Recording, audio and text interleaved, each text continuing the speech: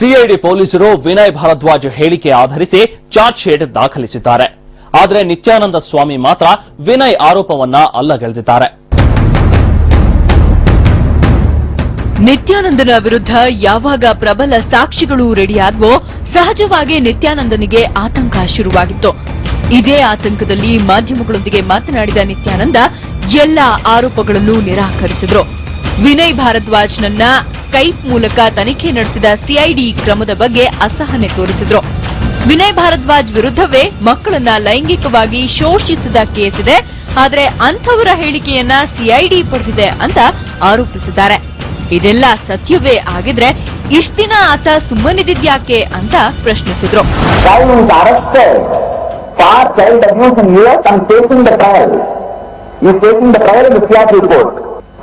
I was arrested in March 2010. November 2010 only he was arrested in US. If there is something, he should have come out and given the statement at that time. He has not come out. Now, because he is facing the trial, he is trying to use this to escape from his case. ಇನ್ನು ವಿನಯ್ ಭಾರದ್ವಾಜ್ ವಯಸ್ಸಿನಲ್ಲಿ ತನಗಿಂತಲೂ ಹಿರಿಯ. ನನ್ನನ್ನ ಈಗಾಗಲೇ ಬಂಧಿಸಿರುವ ನೀವು ಮಕ್ಕಳ ಮೇಲೆ ದೌರ್ಜನ್ಯ ಎಸಗಿದ ವಿಮಲಾನಂದನನ್ನು ಯಾಕೆ ಬಂಧಿಸಿಲ್ಲ ಅಂತ ಪ್ರಶ್ನಿಸಿದ್ರು. If he is telling 7 years before, so many times he had some whatever crap he is telling, first he should be arrested. I am telling the CID, you already arrested me for this case. Now arrest him first. ಇದಿಷ್ಟು Nithyananda versus ವಿಮಲಾನಂದನ ವಿಚಾರ ಆಯಿತು. ಆದ್ರೆ ಹೆಚ್ಚುವರಿ charge sheet ನಲ್ಲಿ ನಿತ್ಯಾನಂದ ಹಾಗೂ Lenin ಅಥವಾ ಧರ್ಮಾನಂದ ನಡುವಿನ ದೂರವಾಣಿ ಸಂಭಾಷಣೆಯ ವಿಚಾರವೂ ಇದೆ. ನಿತ್ಯಾನಂದ ಸ್ವಾಮಿಯ ಭಕ್ತರಲ್ಲೊಬ್ಬರಾದ ರಾಮನಾಥನ್ ಅನ್ನುವರು ಈ ಸಂಭಾಷಣೆಯಲ್ಲಿರುವ ಧ್ವನಿ ನಿತ್ಯಾನಂದನದ್ದೇ ಅಂತ ಗುರುತು ಹಿಡಿದಿದ್ದಾರೆ. ತಮಿಳಿನಲ್ಲಿರುವ ಈ ಸಂಭಾಷಣೆಯ ಕನ್ನಡ ರೂಪಾಂತರ ಹೀಗಿದೆ. ಹೇ ಧರ್ಮ, ಇದು ಸ್ವಾಮಿ ಡಿಯರ್, ಚೆನ್ನಾಗಿದೆಯಾ? ಚೆನ್ನಾಗಿದ್ದೇನೆ, ಹೇಳಿ ಸ್ವಾಮಿ. ಹೇ ಧರ್ಮ, ನಾನ್ ಭರವಸೆ ಕೊಡ್ತೀನಿ, ನಿನಗೆ ತೊಂದರೆ ಮಾಡೋದಿಲ್ಲ. ನೋಡ್ ಧರ್ಮ, ನಾನ್ ನಿನ್ನನ್ನ ಕಾಪಾಡ್ತಿದ್ದೆ, ನೀನ್ ನನ್ನನ್ನು ಕಾಪಾಡ್ತಿದ್ದೆ.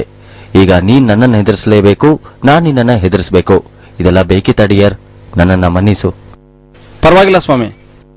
ಅದೆಲ್ಲ ಏನೋ ಬೇಡ ಡಿಯರ್, ನನ್ನನ್ನ ಮನ್ನಿಸು. ಅದೆಲ್ಲ ಏನೋ ಬೇಡ. 1 ನಿಮಿಷ ನನ್ನನ್ನ ಆಸ್ಪತ್ರೆಗೆ ಕರೆದೊಯ್ತಾ ಇದ್ದಾರೆ, ನಾನು 1 ನಿಮಿಷ ವಾಹನ ನಿಲ್ಲಿಸ್ತೇನೆ. ಹಾ, ನನ್ನನ್ನ ಕ್ಷಮಿಸು ಧರ್ಮ. ಏನೇನಾಯ್ತೋ ಎಲ್ಲವನ್ನ ಮರೆತು ಬಿಡೋಣ ಧರ್ಮ. ನಾನು ಭರವಸೆ ನೀಡ್ತೀನಿ, ನೀನೇ ಒಬ್ಬ ವಕೀಲನನ್ನ ನೇಮಿಸ್ಕೋ. ನಾನಾಗ್ಲಿ ಧ್ಯಾನಪೀಠಂನ ಬೇರೆ ಯಾರೂ ನಿನಗೆ ಏನೂ ತೊಂದರೆ ಮಾಡೋದಿಲ್ಲ. ಇದನ್ನ ಬರೆದು ಕೊಡ್ತೀನಿ ಧರ್ಮ. ಹಾ ಧರ್ಮ ಧರ್ಮ, ಇನ್ನೊಂದು ವಿಚಾರ. ನಾನು ಯಾರಿಗಾದ್ರೂ ತೊಂದರೆ ಕೊಟ್ಟಿದ್ರೆ ಅವ್ರ ಕಾಲಿಗೂ ಬಿದ್ದು ಕ್ಷಮೆ ಕೇಳ್ತೀನಿ. ಕಾನೂನಿನಲ್ಲಿ ಏನ್ ಮಾಡೋಕ್ ಸಾಧ್ಯ? ಪಾಲ್ಗೊಂಡವರಿಬ್ಬರು ವಯಸ್ಕರಾಗಿದ್ದಾಗ ಏನೂ ಮಾಡೋಕ್ ಸಾಧ್ಯ ಇಲ್ಲ. ಏನ್ ತೊಂದರೆ ಆಗ್ಬಹುದು ಅಂತ ನೀನ್ ತಿಳ್ಕೊಂಡಿದ್ಯಾ? ಹಾ, ಇದ್ರಲ್ಲಿ ಏನಿದೆ? ನಾನು ಎದ್ದು ನಿಂತು ಸಾರ್ವಜನಿಕವಾಗಿ ಇದು ನನ್ನ ಜೀವನ ಅಂದ್ರೆ ಮುಗಿಯಿತು. ಭಕ್ತಾದಿಗಳು ನನ್ನನ್ನ ಬಿಟ್ಟು ಹೋಗೋದಿಲ್ಲ. ಹಾ, ಇದು ಒಂದ್ ವಿಚಾರ. ಜನ ನನ್ನ ಬಳಿ ಬರೋದು ನಾನೊಬ್ಬ ಜ್ಞಾನಿ ಅಂತ, ನಾನು ಸನ್ಯಾಸಿ ಅಂತ ಅಲ್ಲ. ಇದೇನೋ ಓಶೋ, ರಾಮಕೃಷ್ಣ, ಅರವಿಂದ, ವಿವೇಕಾನಂದ ಮಾಡದಿದ್ದುದೇನಲ್ಲ. ನಾನು ಅವರಂತೆ ಜ್ಞಾನಿ. ಹಾ, ಪಬ್ಲಿಕ್ ಭಕ್ತಾದಿಗಳು ನನ್ನನ್ನ ಬಿಟ್ಟು ಹೋಗ್ತಾರೆ ಅಂತ ತಿಳಿದಿದ್ಯಾ? ಈಗ ಇದೇ ದೊಡ್ಡ ಸಮಸ್ಯೆ ಆಗೋ ಬದಲು ಸುಮ್ನಿರೋದು ಒಳ್ಳೇದು. ಹೀಗಾಗಿ ನಾನು ಎಲ್ಲವನ್ನ ಸೈಲೆಂಟ್ ಆಗಿ ಮಾಡ್ತಿದ್ದೀನಿ. ಈಗ ನಮ್ ಜನರು ಎಮೋಷನಲ್ ಆಗಿ ಏನಾದ್ರೂ ಮಾಡಿದ್ರೋ ನಾವೇ ಜವಾಬ್ದಾರಿ ಹೊರಬೇಕಾಗುತ್ತೆ. ಹೌದು ಹೌದು. ಹೀಗೆ ನಡೆದ ಸಂಭಾಷಣೆಯ ವಿವರವನ್ನ ಕೂಡ ಹೆಚ್ಚುವರಿ ಚಾರ್ಜ್ ಶೀಟ್ನಲ್ಲಿ ದಾಖಲೆಯಾಗಿ ನೀಡಲಾಗಿದೆ. ಆದ್ರೆ ಲೆನಿನ್ ಆರೋಪವನ್ನು ನಿತ್ಯಾನಂದ ಸ್ವಾಮಿ ತಿರಸ್ಕರಿಸಿದ್ದಾರೆ. When she has not uttered a single statement against me and she actually initiated court proceedings against Lenin, they dropped her and they tried to show another one false victim. Then we proved very solid way that with clear medical evidences it's a lie. ಸಾಕ್ಷಿಗಳ ಹೇಳಿಕೆಗಳನ್ನ ಆಧರಿಸಿ CID ಹೆಚ್ಚುವರಿ ದೋಷಾರೋಪ ಪಟ್ಟಿ ಸಲ್ಲಿಸಿದೆ. ಹೀಗೆ ಸಲ್ಲಿಸಲಾಗಿರುವ ಹೆಚ್ಚುವರಿ charge ಶೀಟ್ನ ಸಾರಾಂಶ ರೂಪ ಹೀಗಿದೆ. ಆರೋಪಿ ನಿತ್ಯಾನಂದ ನಿರರ್ಗಳವಾಗಿ ತಮಿಳು, ಇಂಗ್ಲಿಷ್ನಲ್ಲಿ ಹಿಂದೂ ಧರ್ಮದ ಬಗ್ಗೆ ಆಧ್ಯಾತ್ಮಿಕ ಹಾಗೂ ಧಾರ್ಮಿಕವಾಗಿ ಪ್ರವಚನ ಹಾಗೂ ಯೋಗ ಧ್ಯಾನ ಮಾಡೋದ್ರಿಂದ ಭಕ್ತಾದಿಗಳು ಆಕರ್ಷಿತಗೊಂಡಿರ್ತಾರೆ. ಭಕ್ತರಲ್ಲಿ ಕೆಲವರು ಸ್ವಯಂ ಸೇವಕರಾಗಿ ಆಶ್ರಮದಲ್ಲಿಯೇ ವಾಸವಾಗಿರ್ತಾರೆ. ಇಂಥ ಭಕ್ತರಲ್ಲಿ ಮೂರನೇ ಸಾಕ್ಷಿ ಶ್ರೀಮತಿ ಅಮಲಾ ಹಾಗೂ ಅವರ ತಂದೆ ಹಾಗೂ ತಾಯಿ ಸಹ ನಿತ್ಯಾನಂದ ಧ್ಯಾನಪೀಠ ಆಶ್ರಮದಲ್ಲಿ ನಡೆಯೋ ಕಾರ್ಯಕ್ರಮಗಳಲ್ಲಿ ಭಾಗವಹಿಸಿ 2005 ರಿಂದ 2010 ಜನವರಿ ಮೊದಲ ವಾರದವರೆಗೆ ಆಗಾಗ್ಗೆ ನಿತ್ಯಾನಂದ ಆಶ್ರಮದಲ್ಲಿಯೇ ನೆಲೆಸಿರ್ತಾರೆ.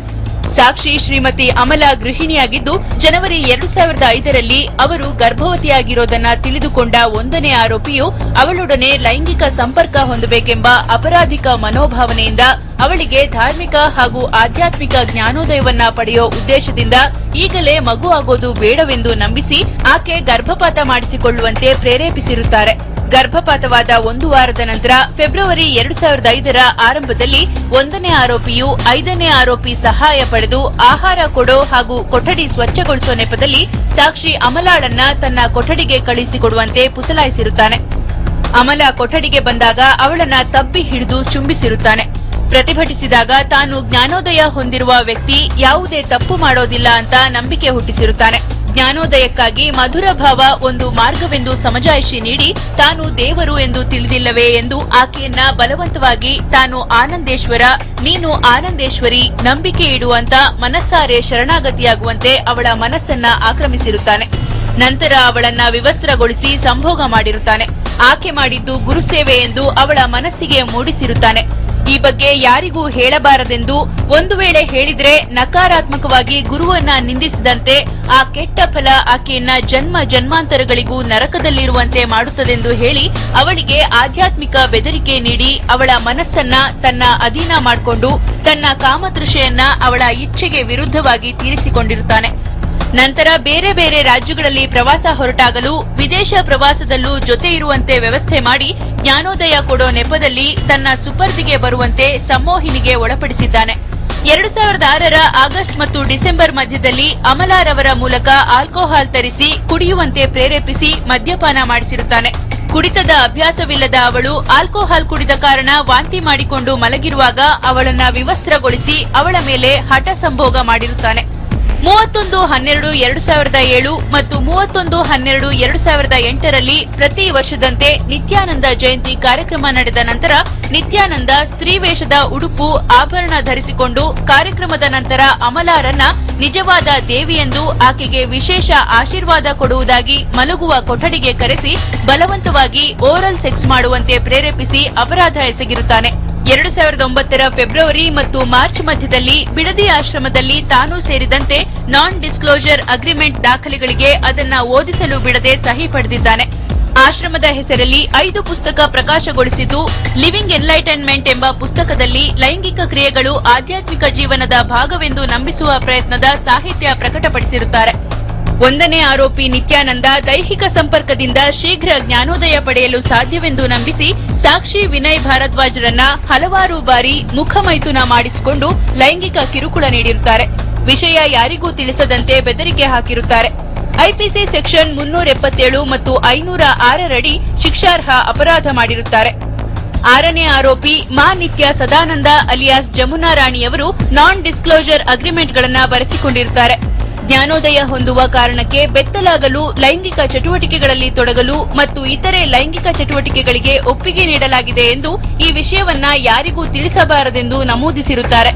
3ನೇ ಆರೋಪಿ ನಿತ್ಯ ಸಚ್ಚಿದಾನಂದ ತನ್ನ ಪತ್ನಿಯೊಂದಿಗೆ ನಿತ್ಯಾನಂದ ಧ್ಯಾನಪೀಠದ ಸ್ವಯಂ ಸೇವಕನಾಗಿದ್ದು ನಾನ್ ಡಿಸ್ಕ್ಲೋಜರ್ ಅಗ್ರಿಮೆಂಟ್ಗಳನ್ನ ಕಪ್ಪು ಬಣ್ಣದ ಅಮೆರಿಕನ್ ಟ್ರಾವೆಲರ್ ಸೂಟ್ಕೇಸ್ನಲ್ಲಿಟ್ಟು 10ನೇ ಸಾಕ್ಷಿ ಹನುಮಂತೂರವರ ಮೈಸೂರು ನಿವಾಸಕ್ಕೆ ಸಾಗಿಸಿರುತ್ತಾರೆ. ನಿತ್ಯಾನಂದ ವಿರುದ್ಧ ಪ್ರಕರಣ ದಾಖಲಾದ ನಂತರ 11ನೇ ಸಾಕ್ಷಿಯ ಮೂಲಕ 3ನೇ ಆರೋಪಿ ನಿತ್ಯ ಸಚ್ಚಿದಾನಂದರ ವಶಕ್ಕೆ ಕೊಟ್ಟಿರುತ್ತಾರೆ. ಈ ದಾಖಲೆ ನಾಶಪಡಿಸುವ ಮೂಲಕ ಐಪಿಸಿ ಕಲಂ 201ರಡಿ ಅಪರಾಧವೆಸಗಿರುತ್ತಾರೆ.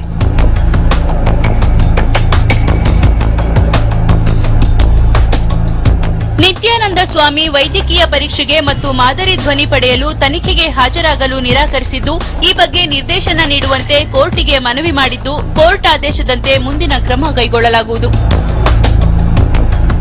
ಹೀಗೆ ಸಿಐಡಿ ಸಲ್ಲಿಸಿರುವ ಚಾರ್ಜ್ ಶೀಟ್ ಅನ್ನ ನಿತ್ಯಾನಂದ ಸ್ವಾಮಿ ಒಪ್ಪಿಲ್ಲ. ನಿತ್ಯಾನಂದ ಸ್ವಾಮಿ ಪ್ರಕಾರ ಈ ಆರೋಪಗಳ ಹಿಂದೆ ಒಳಸಂಚಿದ್ಯಂತೆ. ಆರೋಪಗಳಲ್ಲಿ 1% ಸತ್ಯಾಂಶ ಇಲ್ಲುವಂತೆ. ಸಿಬಿಐಗೆ ವಹಿಸಿದ್ರೆ ಒಂದೇ ದಿನದಲ್ಲಿ ಸತ್ಯ ಬಯಲಾಗುತ್ತೆ ಅಂತ ಅಭಿಪ್ರಾಯಪಟ್ಟಿದ್ದಾರೆ. I will be free I prove my innocence in the investigation itself in one day. One day CBI, they come and investigate the basic details. I prove my innocence. ಒಟ್ನಲ್ಲಿ ಎಲ್ಲವೂ ಈಗ ಕೋರ್ಟ್ ಮುಂದಿದೆ. ನಿತ್ಯಾನಂದ ಸ್ವಾಮಿ ವಿರುದ್ಧ ಸಾಕ್ಷ್ಯ ಸಂಗ್ರಹ ಕೆಲಸವನ್ನ ಸಿಐಡಿ ಆಲ್ಮೋಸ್ಟ್ ಪೂರ್ಣಗೊಳಿಸಿದೆ. ಸಾಕ್ಷಿಗಳ ಹೇಳಿಕೆಗಳು ಪೊಲೀಸರ ಮುಂದೆ ನೀಡಿದ ಹೇಳಿಕೆಗಳಾಗಿದ್ದು ನ್ಯಾಯಾಲಯದಲ್ಲಿಯೇ ಸತ್ಯಾಂಶ ಬಯಲಾಗಬೇಕಾಗಿದೆ. ಸಿಐಡಿ ಸಲ್ಲಿಸಿರುವ ಚಾರ್ಜ್ ಶೀಟ್ನ ಸತ್ಯಾಸತ್ಯತೆಯನ್ನ ನ್ಯಾಯಾಲಯ ನಿತ್ಯಾನಂದ ಪರ ವಕೀಲರು ಓರೆ ಹಚ್ಚಲಿದ್ದಾರೆ. ಕೋರ್ಟ್ ತೀರ್ಪಿನ ಬಳಿಕವಷ್ಟೇ ನಿತ್ಯಾನಂದ ಸ್ವಾಮಿ ಅಪರಾಧಿಯೋ ಅಲ್ವೋ ಅನ್ನೋದು ತಿಳಿಯಲಿದೆ.